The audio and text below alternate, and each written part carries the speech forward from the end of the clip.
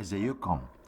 في الفيديو ده هنتكلم عن how to update from Chat GPT 3.5 to Chat GPT 4.5 in easy steps. Before we continue, please subscribe the channel to reach every good and new video and useful videos.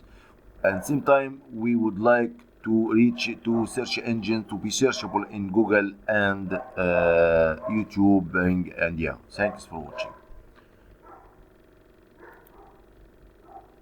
So we have here from 2 days we have these two buttons. So we press in ChatGPT 4 and then upgrade. So here we have a free plan.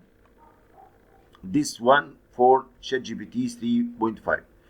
The upgradable one or updating one for USD $20 per month. So I need help with billing issues. So you press this here,